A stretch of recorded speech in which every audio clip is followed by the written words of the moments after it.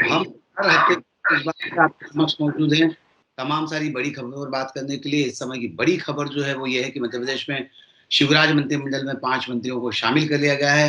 अब ये 6 सदस्यीय मंत्रिमंडल हो गया है और इंदौर से तुलसी सिलावट को यहाँ मौका दिया गया है, कमल पटेल को दिया गया है, गोविंद राजपूत को दिया गया है, नरोत्तम मिश्रा को दिया गया है और मीना सिंह को दिया गया है। 5 लोगों का मंत्रिमंडल बना है। 5 में से 2 पुराने मंत्री हैं जो कांग्रेस छोड़कर भारतीय जनता पार्टी में शामिल हुए, ज्योतिरादित्य सिंधिया के नेतृत्व में। कल इस सूची की घोषणा और शपथ लेने वाले मंत्रियों का क्रम हॉटलाइन न्यूज नेटवर्क के सीईओ एडिटर इन चीफ राजा भाई शर्मा ने बता दिया था और वही इस क्रम में आज मंत्रियों का शपथ ग्रहण समारोह हुआ है। तो राजा भाई, एक बार फिर आपका स्वागत है इस विशेष कार्यक्रम में। इस मंत्रिमंडल के गठन को लेकर क्या कहते हैं आप? नमस्कार सर। देखिए, दरअसल ये जो मंत्रिमंडल 23 मार्च के बाद 1-2 दिन में ही बन जाना था, जब शिवराज सिंह चौहान ने शपथ ली थी जी। अब ये बन रहा है 20-21 अप्रैल को। इट मीन्स 1 महीने बाद। इस 1 महीने में न केवल इंदौर ने, न केवल मध्य प्रदेश ने, न केवल देश ने, पूरे विश्व ने इस त्रासदी को भी देखा है कि कितनी बड़ी त्रासदी कोरोना की हमारे बीच में है। हम उसका सामना कर रहे हैं जी। अब तकरीबन 1 महीने बाद इस मंत्रिमंडल को बनाने का औचित्य समझिए, क्योंकि परिस्थितियां ऐसी निर्मित होती चली गई, केंद्रीय नेतृत्व के ऊपर भी और राज्य नेतृत्व के ऊपर भी परिस्थितियां निर्मित होती चली गई कि बिगर स्वास्थ्य मंत्री का मध्य प्रदेश चल रहा है। और आपने देखा, पिछली बार हमने जब जिक्र किया था कि मध्य प्रदेश का पूरा स्वास्थ्य विभाग ही बीमार पड़ा था। सभी बड़े अफसर क्वारंटाइन में थे। लगभग 94 के आसपास कर्मचारियों अधिकारियों को मिलाकर देखा जाए तो 3-4 आईएएस भी उसमें मौजूद थे। तो जब पूरा डिपार्टमेंट खुद हालत ऐसी थी कि ताले जड़े हुए बड़े डिपार्टमेंट के अंदर, तो शिवराज सिंह चौहान अकेले ही किला लड़ा रहे थे जी। ये दरअसल ये काम उनको बहुत पहले कर लेना था, जो इन्होंने परिस्थितियों निर्मित अब किया है, जबकि उनके ऊपर तमाम प्रकार का दबाव और प्रभाव लागू होने लगा। अब आपने पूछा कि जो मंत्रिमंडल बना है इसका स्वरूप क्या रहेगा, कैसे हो सकता है। देखिए, नरोत्तम मिश्रा तो पहले दिन से ही माना जा रहा था कि उनको तो मंत्री बनना ही है जी, क्योंकि नरोत्तम मिश्रा भी वो मुख्य किरदारों में से एक है। जब सरकार, कमलनाथ की सरकार को जब बेदखल किया गया था, तो उसमें उसका एक मुख्य किरदार नरोत्तम मिश्रा भी रहे हैं। उनका अहम रोल रहा है।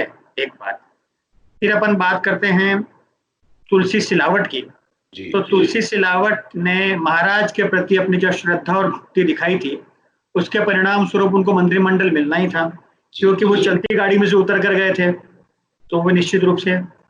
गोविंद की बात करते हैं तो गोविंद भी अच्छी प्रोफाइल पे, अच्छे पोर्टफोलियो पे मंत्री थे और सिंधिया परिवहन मंत्री रहे। सिंधिया ये कह चुके थे कि ये दोनों मंत्री उसी पोर्टफोलियो में वापस अपने क्षेत्र में जाएंगे। ऐसा कमिटमेंट सिंधिया ने उस समय किया था जब भारतीय जनता पार्टी ज्वाइन की थी। कमल पटेल का आना एक कास्ट का इक्वेशन को मैनेज करने वाली बात है कि इसमें ब्राह्मण को, ओबीसी को, ट्राइबल को, सबको मैनेज करने की बात की जा रही। तो ये देखिए, मैं अभी क्योंकि सामने कोई चुनाव तो है नहीं कि मैं कास्ट की बात करूं। ये उनकी संतुष्टि का विषय हो सकता है कि कास्ट को इक्वेशन को मैनेज किया हो। कास्ट की इक्वेशन तब लागू होती है जब सामने चुनाव हो। चुनाव अभी बहुत दूर है मध्य प्रदेश के अंदर, होगा तो अभी बाई इलेक्शन होंगे। बाई इलेक्शन में इन कास्ट का कोई मैटर नहीं करेगा, लेकिन इन 2 लोगों को मंत्रियां बनाना मजबूरी ही थी। आपको याद हो, हमने रात को लिखा था 3:2, 3-2 का अनुपात रहेगा। उस अनुपात में 2 सिंधिया भाजपा के और 3 शिवराज भाजपा के। देखिए, भाजपा 2 हो गई है जी। मैं सिंधिया भाजपा मान रहा हूँ, शिवराज भाजपा मान रहा हूँ, ठीक है। और सिंधिया ने पिछले 5-7-10 दिन से लगातार दबाव प्रभाव में थे। सिंधिया ने तो यहाँ तक कहा था कि मेरे जो 8 मंत्री उनको तो आपको मंत्री बनाना ही है। एक व्यक्ति का नाम उन्होंने और सजेस्ट किया। कुल 9 लोगों का नाम सिंधिया ने दे रखा है। आने वाले में समय में क्लियर होगा कि सिंधिया की बात कितनी भारतीय जनता पार्टी अलकमान मानती है। लेकिन देखिए, अब तुलसी सिलावट का, कमल पटेल का, मीना सिंह का मंत्री बनना, नरोत्तम का मंत्री बनना, तो आप देखिए उसमें अचंभे की बात देखिए, भूपेंद्र सिंह नहीं है, रामपाल नहीं है, गोपाल भार्गव नहीं है, राजेंद्र शुक्ल नहीं है। जो माना जा रहा था पहले राउंड में ही शिवराज की आंखों के तारे जो हैं, ये लोग नहीं है। गोपाल भार्गव तो नेता प्रतिपक्ष की भूमिका में भी रहे, बहुत सीनियर लीडर हैं। उनको भी शामिल एकोमोडेट नहीं किया गया है। नहीं करने के पीछे कारण यह है कि केंद्रीय नेतृत्व ने अभी सभी सूत्र अपने हाथ में ले रखे हैं। वहीं से निर्णय हो रहा है। यदि शिवराज सिंह चौहान की चलती तो रामपाल मंत्री बनते, भूपेंद्र मंत्री बनते और राजेश शुक्ल भी मंत्री बनते। गोपाल भार्गव मेरिट बेसिस पे थे ही, एलिजिबिलिटी बेसिस पे देखा जाए तो ये लोग भी मंत्री बनते। लेकिन देखिए इनका नंबर किसी का नहीं लगा है। इसके पीछे केंद्रीय नेतृत्व ने पूरे सूत्र अपने हाथ में रख रखे हैं मध्य प्रदेश के। और अब जैसे पहले टास्क फोर्स बनाया, तो टास्क फोर्स में उन लोगों को लिया जिसमें शिवराज के लोग बहुत कम थे, देखा जाए तो। न भूपेंद्र है, न रामपाल है, कैलाश विजयवर्गीय के राष्ट्रीय महासचिव की हैसियत से हैं, सुहास भगत संगठन महामंत्री की हैसियत से हैं, वी.डी. शर्मा प्रदेश अध्यक्ष की हैसियत से हैं, राजेंद्र शुक्ल जरूर माना जा सकता है कि पूर्व मंत्री हैं और शिवराज के निकटतम भी है वो, ऐसा माना जा सकता है। तो अब इनकी भूमिका तय होने में देखा जाता है कि किस पोर्टफोलियो में रहते हैं, क्योंकि स्वास्थ्य मंत्री सबसे महत्वपूर्ण है। अब क्या वापिस तुलसी सिलावट को स्वास्थ्य मंत्रालय दिया जाता है, जो कमलनाथ की सरकार में भी स्वास्थ्य मंत्री थे, या फिर कमल पटेल को दिया जा सकता है? उनके भी कयास लगाए जा रहे हैं कि कमल पटेल भी इस पोर्टफोलियो को एंजॉय कर चुके एक बार पहले। अब देखना अपने को यह है कि किसको कौन सी स्वास्थ्य की जिम्मेदारी दी जाती है। अभी गृह मंत्री इतना महत्वपूर्ण मैं नहीं मानता हूँ, क्योंकि गृह मंत्री में लॉ एंड ऑर्डर का काम जीएडी खुद ही कर रहा है, मुख्यमंत्री खुद ही कर रहे हैं। ऐसे में सबसे महत्वपूर्ण तो अभी है स्वास्थ्य का मंत्रालय, कि जो अफसर है उनकी जवाबदेही, जिम्मेदारी, अकाउंटेबिलिटी किसके प्रति तय होगी, कौन उनका मंत्री रहेगा। तो मेरा मानना है कि आज चूंकि पोर्टफोलियो अब डिसाइड होना है, शपथ हो चुकी है, और शपथ उसी क्रम में हुई है जिसमें हमने पिछले वीक में, पिछले एपिसोड में भी ब्रेक किया था, और देर रात को भी अपने सिर पे जी। क्या क्या लगता है भाई, जैसे अगर बात करें, चौंकाने वाला नाम है कमल पटेल, चौंकाने वाला नाम है मीना सिंह, दो नाम तो चौंकाने वाले हैं भारतीय जनता पार्टी की तरफ से, तो क्या कहते हैं इन नामों को लेकर? ये दरअसल इक्वेशन है कास्ट मैनेजमेंट की और मध्य प्रदेश के भौगोलिक मैनेजमेंट की, कि एक व्यक्ति को हरदा से ले लिया जाए, एक को उमरिया से ले लिया जाए, एक को चंबल वाले बेल्ट से ले लिया जाए, एक को मालवा से बेल्ट से ले लिया जाए। ये इक्वेशन मैनेजमेंट है जोन वाइज, कि किस क्षेत्र का रिप्रेजेंटेशन मिल रहा है। लेकिन आप ये मान के चलिए, तुलसी सिलावट और गोविंद राजपूत में इक्वेशन मैनेजमेंट क्लियर कट है। वो सिंधिया की कोटे के लोग हैं, चलती गाड़ी से उतर के गए हैं, आपके साथ शामिल हुए हैं, उनके कारण आपकी सरकार बनी है, तो उनको मंत्री बनाना आपकी सैद्धांतिक व्यवहारिक मजबूरी है ही। अब जिस तरह से आपने कहा हम करें, तो ग्वालियर बेल्ट से नरोत्तम मिश्रा हैं, मीना सिंह उमरिया या उधर जबलपुर बेल्ट से आई हैं, तुलसी सिलावट इंदौर से हैं, सागर बेल्ट से गोविंद सिंह राजपूत हैं, कमल पटेल हल्द्वानी हो चुके हैं। तो क्या मंत्रिमंडल में विभागों के वितरण को तरजीह होगी, तो कुछ संभाग वाइज या जोन वाइज जवाबदारी दी जाएगी? देखिए, ये मंत्रिमंडल दरअसल सभी पोर्टफोलियो पे केंद्रित नहीं रहेगा। छोटा सा मंत्रिमंडल इसलिए बनाया गया है कि जिम्मेदारियां तय हो जाए। आगे पीछे मंत्रियों के विभाग फिर बदले भी जा सकते हैं, ये कोई बड़ी बात नहीं है ना, कभी भी बदले जा सकते हैं। मंत्रियों का किसी का चार्ज कम करना, किसी का बढ़ाना, ये मुख्यमंत्री के विशेष अधिकारों का विषय है, ये किया जा सकता है, बाद में हो भी सकता है। अभी सिर्फ डिपेंड करता है, तो सबसे बड़ा इंपॉर्टेंट फैक्टर है स्वास्थ्य, उसके बाद फूड, ग्रेन्स, एग्रीकल्चर, क्योंकि पब्लिक डिस्ट्रीब्यूशन सिस्टम, खेती किसानों को किस प्रकार से समस्या आ रही है, आने वाले समय में कैसे इस त्रासदी से निपटेंगे, मंडियों की क्या हालात है। तो देखिए, बड़ा इंपॉर्टेंट फैक्टर है किसानों की हैंडलिंग। अब किसानों की हैंडलिंग में क्या कमल पटेल आएंगे या गोविंद सिंह आएंगे, ये देखना इंपॉर्टेंट है। क्या तुलसी सिलावट का पोर्टफोलियो चेंज होगा, क्योंकि अभी देखिए दो चीजों पे केंद्र है, फूड ग्रेन्स, पीडीएस, अनाज मंडियां, किसानों की उपज का मूल्य, और चिकित्सा, दवाइयां और अस्पताल, ये इंपॉर्टेंट है। इन्हीं पे फोकस करके, और मुझे लग रहा है कि जो नरोत्तम मिश्रा को लिया है, हो सकता है कि नरोत्तम मिश्रा को इनमें से कोई बड़ी जिम्मेदारी अभी दे दिया जाए।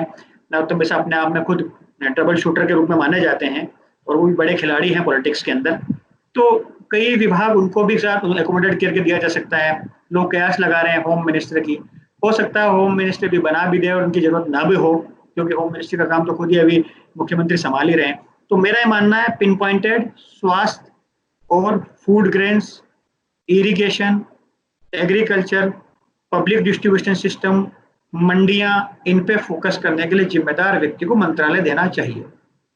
तो कुल मिलाकर अगर आप तो किसानों से संबंधित जितने विभाग हैं, जो सिविल सप्लाईज का विभाग है, स्वास्थ्य का जो महकमा है, ये बड़े महत्वपूर्ण रोल प्ले करने वाले हैं, क्योंकि इन्हीं से सारी सरकार तंत्र हमारा चलता है। तो किसानों की समस्याएं हैं, किसानों से गेहूं को लेकर, उनके भंडारण को लेकर, उनके उचित मूल्य को लेकर तमाम सारी सुविधाएं हैं। उनको किसानी करने के लिए उनको जिस तरह के यूरिया या खाद की आवश्यकता होगी, उसको लेकर तमाम सारे ऐसे मुद्दे रहेंगे। स्वास्थ्य एक सबसे बड़ा मुद्दा रहेगा, स्वास्थ्य चैलेंजिंग भी रहेगा।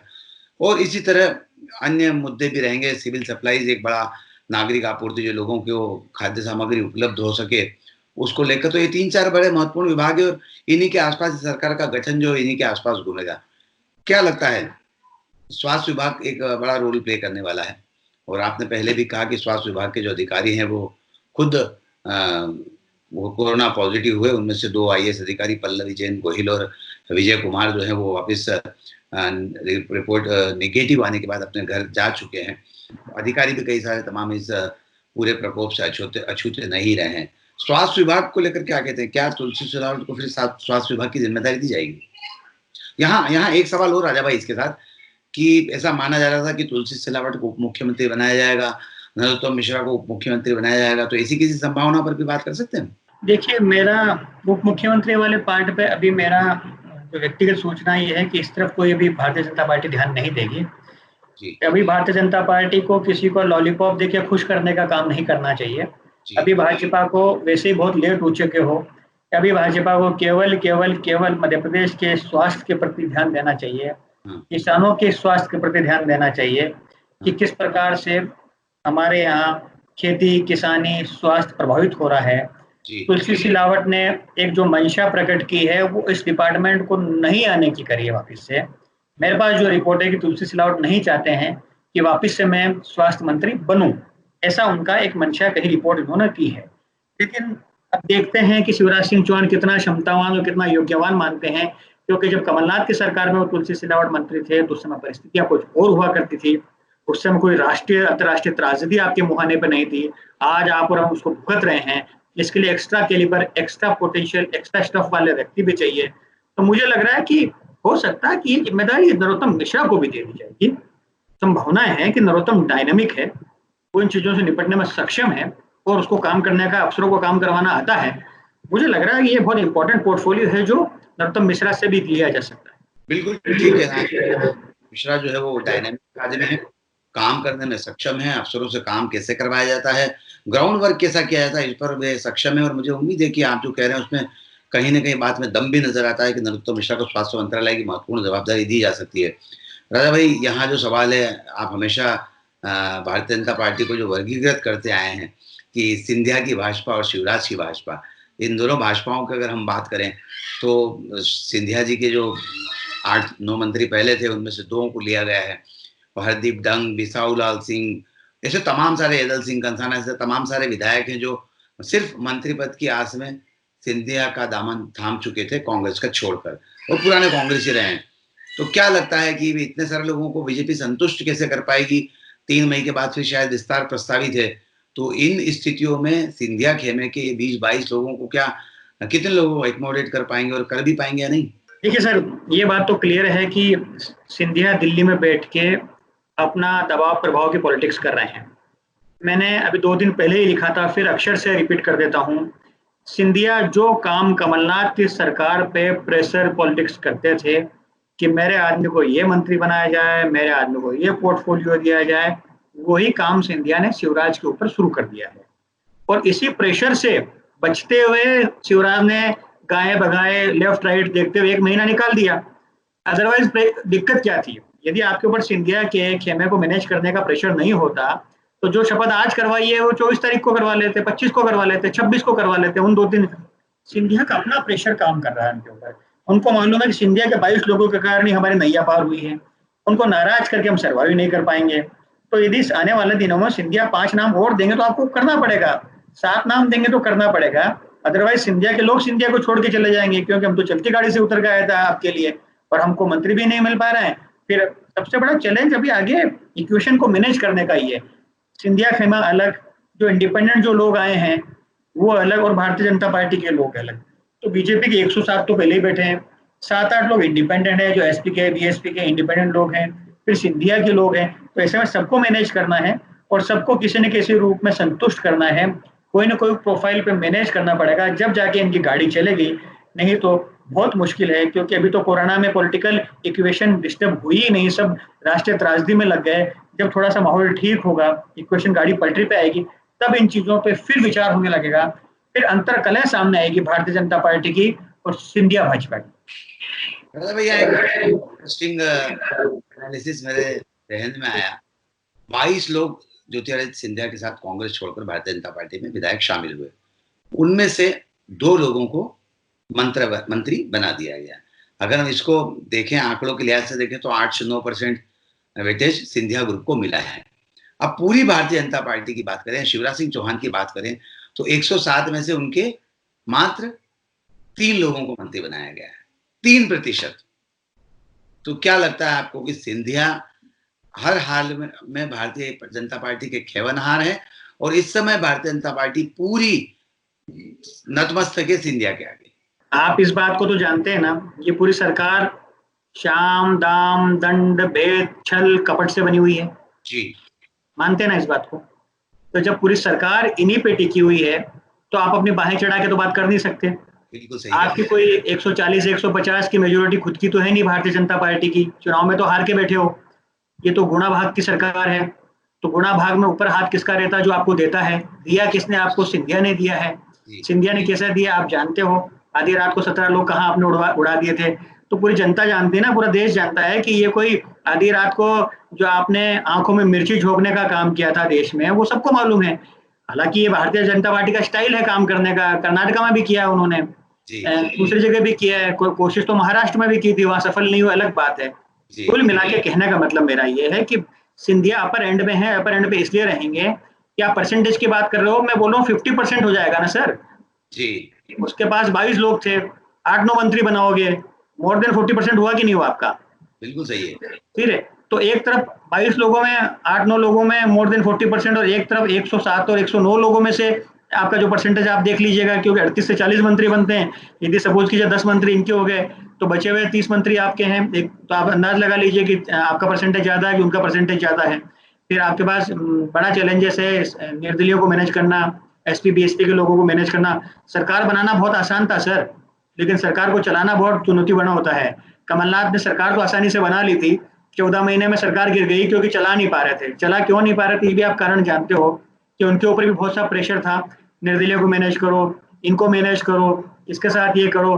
फिर सबसे बड़ी बात, कमलनाथ सरकार में जो सबसे इंपॉर्टेंट चीज थी जिसके कारण नाराजगियां बढ़ती चली गई, कि कमलनाथ सरकार के सूत्र प्राइवेट लोगों के हाथ में थे। मालूम है आपको?